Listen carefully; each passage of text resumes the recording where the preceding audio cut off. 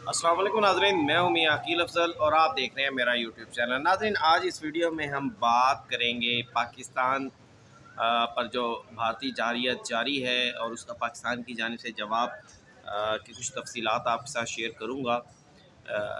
वो तफसीलात जो शायद दूसरा मीडिया शेयर नहीं कर रहा। दूसरी ख़बर आपके साथ, इस्लामाबाद हाई कोर्ट पर कब्ज़ा केस बना दिया गया है। उसकी आज समाअत हुई है आइनी बेंच में, उसका अहवाल भी आपके साथ शेयर करूँगा और इसके साथ साथ इमरान खान के ख़िलाफ़ तौहीन अदालत केस जो था वो आइनी बेंच से ट्रांसफ़र कर दिया गया। ये तीनों ख़बरें आपके साथ आज के इस व्लॉग में शामिल होंगी, लेकिन व्लॉग के आगाज़ से पहले मेरी दोस्तों से दरख्वास्त है, जिन्होंने अभी तक चैनल को सब्सक्राइब नहीं किया, बेल आइकन का बटन प्रेस नहीं किया, वो फ़ौरी तौर पर चैनल को सब्सक्राइब कर दें और बेल आइकन का बटन भी दबा दें। अब नाज़रीन, आगाज़ करता हूँ आज की इस वीडियो का। और सबसे पहले यकीनी तौर पर भारत की जानिब से 2 दिन से बाकायदा जंग जो है वो छेड़ी गई है। हमारे पाकिस्तान के मुख्तलिफ़ शहरों पर जो है वो उनको टारगेट किया जा रहा है। अब जो गुज़िश्ता रात थी, यानी कि 7 और 8 मई की रात नहीं, मैं 6 और 7 मई की बात कर रहा हूँ। उस रात तो पाकिस्तान की जानिब से बड़ा मौसर जवाब दिया गया। 5 इंडियन तैयारे गिरा दिए गए, लेकिन उस तैयारे गिराने के बावजूद भी पाकिस्तानी कौम जो है वो अभी तक मुतमईन नज़र नहीं आ रही। सोशल मीडिया पर बहुत सारे सवालात उठ रहे हैं कि जनाब पाकिस्तान आगे बढ़कर जवाब क्यों नहीं दे रहा, पाकिस्तान इंडिया पर हमला क्यों नहीं कर रहा। और आज अगर हम आज देखें तो पाकिस्तान और इंडिया की इस जंग में हमें इसराइल का किरदार जो है वो बड़ा वाज़ेह तौर पर नज़र आ रहा है। आज कोई 25 के करीब जो है इसराइली साख्ता जो है वो ड्रोन्स जो थे वो पाकिस्तान में टारगेट किए करके जो थे वो पाकिस्तान में लॉन्च किए, पाकिस्तान पर हमले के लिए लॉन्च किए गए। और अल्हम्दुलिल्लाह हमारे फ़ौज पाकिस्तान ने 25 के करीब जो है ये ड्रोन्स जो थे उनको गिरा दिया गया। इनमें से कुछ ड्रोन्स को जैम कर दिया गया, कुछ ड्रोन्स को जो है वो एयर डिफेंस सिस्टम के ज़रिए उन्हें मार गिराया गया। कुछ नुकसान भी हुआ है, अल्लाह ताला जिनका नुकसान हुआ है, कुछ लोग ज़ख्मी हुए हैं। एक हैदर नामी शख्स जो था वो रावलपिंडी में ड्रोन गिरने से, अब ये लड़ाई जो है वो ज़ख्मी हुआ था, लेकिन बाद में उसके हलाकत की खबर आई है, जबकि उसके साथ एक और शख्स भी ज़ख्मी हुआ था, तौकीर अब्बास, अल्लाह ताला उसको सेहत दे। अब ये लड़ाई जो कि इंडिया ने पहले रोज़ उनकी जानिब से एलामिया जारी किया गया था, उसमें कहा गया था कि जनाब उन्होंने सिर्फ़ और सिर्फ़ उन जगहों पर हमले किए हैं जहाँ पर कोई ना कोई कलअदम तंजीमों के दफातर थे। अगरचे हमने उसको तस्लीम नहीं करते, लेकिन फिर भी अब ये लड़ाई जो है वो उन कलअदम तंजीमों के मामले से निकल कर अब हमारे शहरों पर आ गई है। लाहौर में ड्रोन्स जो है गिराए गए हैं, उन्होंने वो गिरे हैं, फटे हैं। और ये वो मैं आपको बताऊं कि वो जो एक तासुर है कि ड्रोन शायद वो छोटा सा होता है, कोई 2-4 पंखों वाला, ये वो वाले ड्रोन्स नहीं हैं। अगर हम उसकी वीडियोस देखें, हम उनकी तस्वीर देखें, तो ये बड़े ख़तरनाक ड्रोन्स हैं। जैसे मैंने आपको अभी बताया कि एक शख्स की जान चली गई है, एक शख्स ज़ख्मी हो गया रावलपिंडी में। रावलपिंडी में एक नहीं, फिर उसके बाद बहुत सारी सोशल मीडिया पर मुख्तलिफ़ वीडियोज़ जो हैं वो आ चुकी हैं। लेकिन ISPR की जानिब से यकीनी तौर पर जब कोई ऐसा हमला होता है तो फ़ौरी तौर पर लोगों की ये भी तनकीद होती है कि जनाब हमें फ़ौरी तौर पर आगाह नहीं किया जाता और सोशल मीडिया पर वीडियोज़ पहले आ जाती हैं। तो देखें, मुल्क का जो मीडिया होता है उसने बड़ा रिस्पॉन्सिबली बिहेव करना होता है। कोई अगर ऐसा हमला होता है तो सबसे पहले वहाँ पर जाकर वहाँ से सबूत, शवाहिद, तफसीलात इकट्ठी की जाती हैं, फिर वो अपने ऑफिस से अप्रूवल के बाद उनको शेयर किया जाता है। तो बहरहाल ये जो 25 इसराइली साख्ता का लफ्ज़ है, ये मैं आपको बता रहा हूँ, ये ISPR की जानिब से जारी करदा एलामिया में जो है वो इस्तेमाल किया गया है। यानी ये इसराइल का इस जंग में शामिल होना जो है वो साबित हो कर रहा है कि अब हमारा दुश्मन जो है वो सिर्फ़ और सिर्फ भारत नहीं बल्कि इसराइल उसकी मुकम्मल मुआवनत कर रहा है। कुछ लोग ये भी कह रहे हैं कि जनाब जो पाकिस्तान पर 80 के करीब इंडियन तैयारों ने हमला किया उसमें इसराइली पायलट्स भी थे, लेकिन बहरहाल अल्हम्दुलिल्लाह हमारी फ़िज़ाइया उसमें जो थी वो गालिब रही। अब नाज़रीन, दूसरी खबर जो मैं आपके साथ शेयर करने जा रहा हूँ जस्टिस ट्रांसफ़र के हवाले से, जस्टिस कब्ज़ा केस भी इसको कह दिया गया है आज। इस्लामाबाद हाई कोर्ट कब्ज़ा केस इसको कह दिया गया है।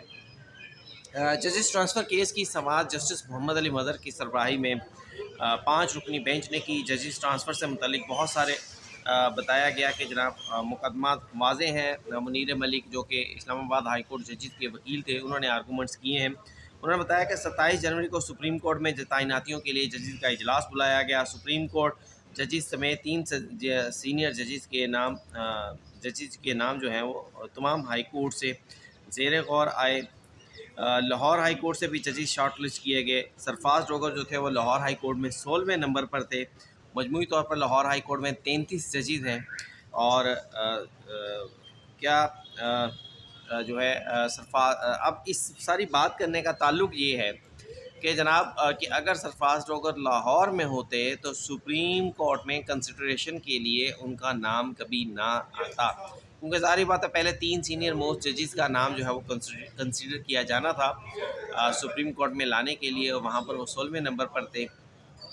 ये बात बहरहाल ठीक है, लेकिन आप वैसे भी देखें, जो लोग सर्विस एंड ट्रांसफ़र्स के कवायद को जानते हैं वो ये जानते हैं कि जिस शख्स का हाथ भारी होता है, जिस शख्स के तल्लुकात अच्छे होते हैं, वो उसको जल्दी जो है वो नेक्स्ट ग्रेड की सीट मिल जाती है। मसलन अगर शख्स अपने महकमे में 17 ग्रेड के ओहदे पर फाइज है, तो वो जब किसी दूसरे महकमे में जाएगा डेपुटेशन पर, तो वो ग्रेड 18 जो है वो उसको दिया जाता है। तो बहुत सारे लोगों के मुकदमात ऐसे सुप्रीम कोर्ट में भी आते हैं कि जनाब ये 17 पे थे, फिर 18 में चले गए, फिर जब ये 18 में कंफर्म हुए 19 पे बैठ गए। तो इस तरह के मामला जो है वो हमारी जो दफातर हैं उनमें चलते रहते हैं, लेकिन अदलिया में भी बहरहाल ये मामला सामने आया है। अब सवाल उन्होंने ये उठाया कि क्या सरफराज डोगर जो थे 33 जजेस में से उनका इंतखाब किया गया, क्या मेरिट पर किया गया।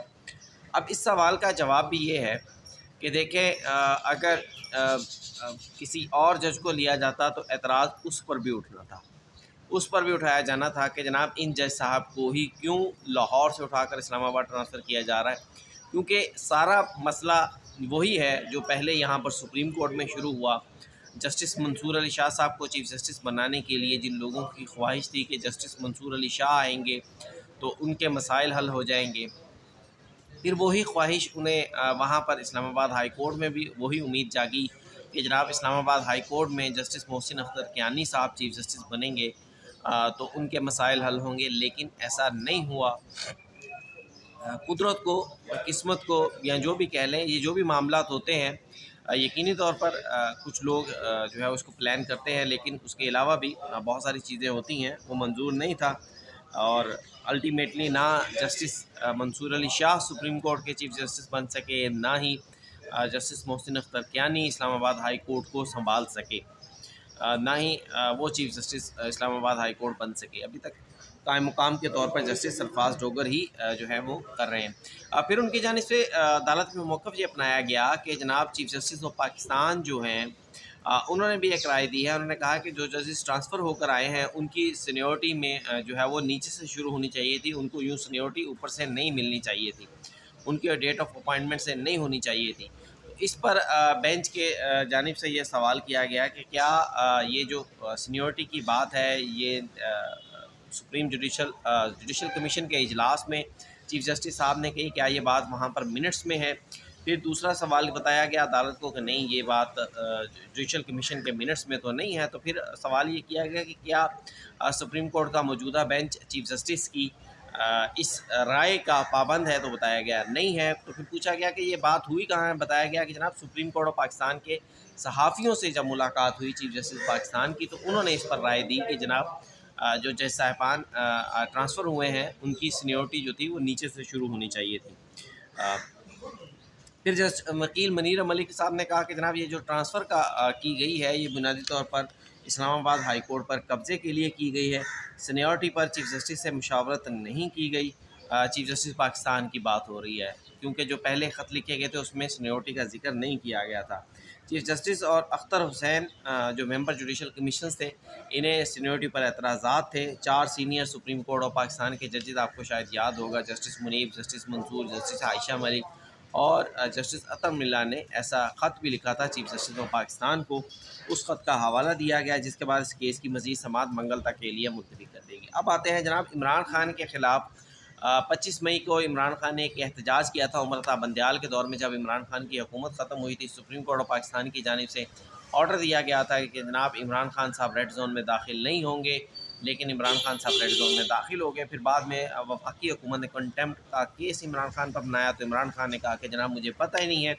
आज वो मुकदमा जो है सुप्रीम कोर्ट पाकिस्तान में समाअत के लिए मुकर्रर हुआ था। गुज़िश्ता 2-3 समाअतों पर आइनी बेंच इस बात पर एतराज़ इस आइनी बेंच से वफाकी हुकूमत ने मोहलत ली थी, एडिशनल अटॉर्नी जनरल ने, कि जनाब हमें मोहलत दे दी जाए कि हम इस मामले पर हुकूमत से इंस्ट्रक्शंस ले सकें। लेकिन आज जब मुकदमे की समाअत हुई तो additional attorney general Aamir Rahman दोबारा से पेश हुए। उन्होंने वही सज़ा की कि सर आखिरी दफ़ा मैं टाइम मोहलत मांग रहा हूँ, आइंदा मोहलत नहीं मांगूंगा, कुछ मज़ीद कंसिडरेशन करनी है। तो इस पर वकील सलमान अकरवाजा रोस्टम पर आए। उन्होंने कहा कि सर ये मुकदमा आइनी बेंच का नहीं बनता, तौहीन अदालत का मामला है, किसी भी किस्म की आइन की इंटरप्रटेशन का मामला नहीं है। और इस बात से जो है एडिशनल अटॉर्नी जनरल ने भी इत्तफाक किया, तो अदालत ने यह मुकदमा आइंदा आइनी कमेटी के पास भिजवा दिया, ताकि ये मामला जो है आइंदा दूसरे बेंच को मुंतकिल किया जा सके। बिल्कुल उसी तरह जिस तरह इलेक्शन कमीशन के ख़िलाफ़ जो बेंच थे, इलेक्शन कमीशन के ख़िलाफ़ जो तौहीन अदालत की दरख्वास्त है, उसका भी हवाला दिया गया कि जिस तरह उस मुकदमे को दूसरे बेंच में भिजवाया गया है, इसी तरह इस मुकदमे में भी जो है दूसरा बेंच इसको सुनेगा, आम रेगुलर बेंच सुनेगा, कॉन्स्टिट्यूशनल बेंच नहीं सुनेगा। तो आज के लिए नाज़रीन इतना ही। मुझे दीजिए इजाज़त। जो भी अपडेट्स होंगी लेकर आपके सामने हाज़िर होता रहूँगा। पाकिस्तान के लिए दुआ कीजिएगा, अल्लाह ताला पाकिस्तान को कामयाबी दे।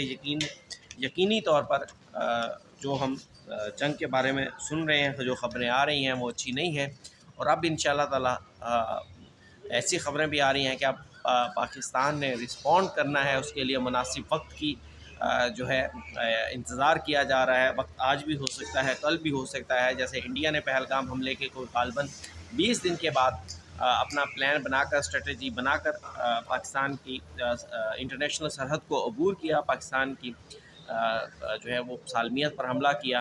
तो इसी तरह आइंदा चंद रोज़ में भी मुमकिन हो सकता है ये हमला।